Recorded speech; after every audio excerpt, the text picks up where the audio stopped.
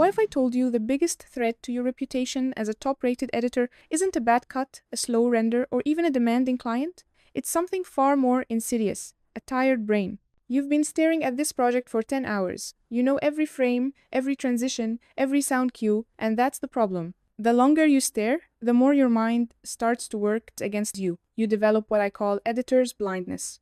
Obvious mistakes, a typo, a jump cut, a flicker, they become invisible. You feel like everything is in its right place, but I promise you, it is completely not. Clients don't expect to keep correcting the same basic errors over and over again. Flawless delivery is the hallmark of a professional. So, how do the top 1% of editors guarantee a perfect final product every single time? The secret is simple, non-negotiable, and it's called the fresh eyes technique. Before you hit that final export button, before you send that link to the client, you must take a break, not a 5-minute scroll on your phone. I mean a complete mental reset, a walk, a short nap, a workout, or at least 30 minutes away from the screen. This break allows your brain to switch from creation mode, where you're focused on making things, to critical review mode, where you're focused on breaking things. When you come back, those invisible mistakes, they jump out at you. But a fresh mind is only half the battle. You need a system. After years in the industry, I've condensed the professional quality control process into a single, non-negotiable checklist. This is the list that separates the top-rated editors from the rest. Stick around, because I'm going to walk you through every single point on this list. And at the end, I'll give you the full, downloadable template so you never miss a critical detail again. We start with the objective stuff. These are the silent killers that can get your video rejected before anyone even watches the content. The audio trap. Did you know that platforms like YouTube and Spotify will automatically turn down your audio if it's too loud? It's called normalization.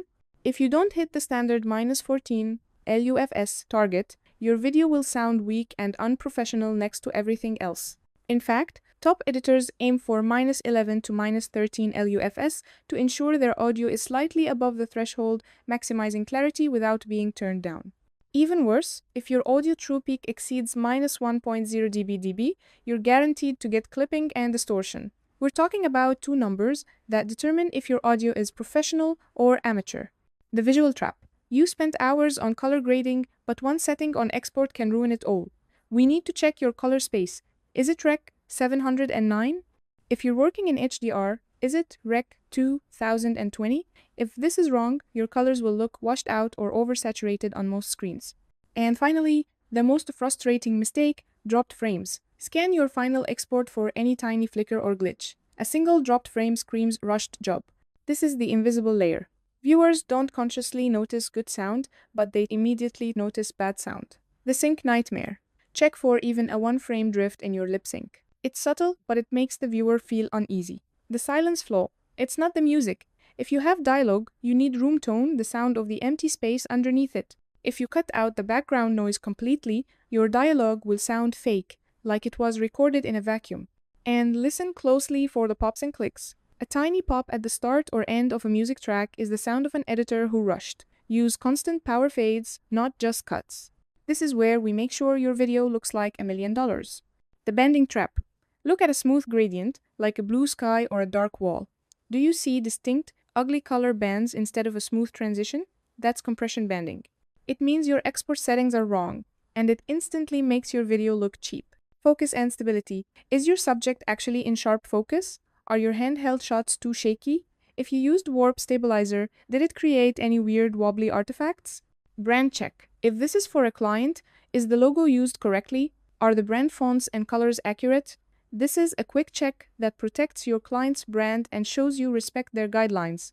The final, most important check. Does the video work? The 3-second rule. We need to check the hook. Does the first 3 to 5 seconds create immediate curiosity and tell the viewer why they should keep watching? If not, you need to re-edit the opening.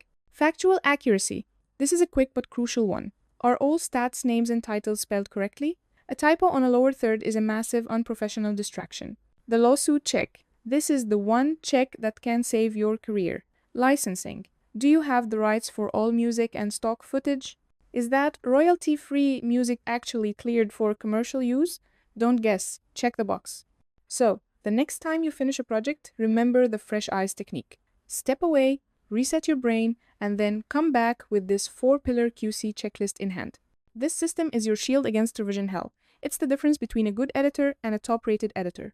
Now, if you've ever delivered a video only to realize you missed a typo, hit that like button right now. Let me know in the comments what your biggest editor's blindness mistake was. And if you want to master the business and craft of video editing, make sure you subscribe and ring the bell for the rest of this best practices playlist. The full checklist template is linked in the description below. Go get it and go deliver flawless work. I'll see you in the next video.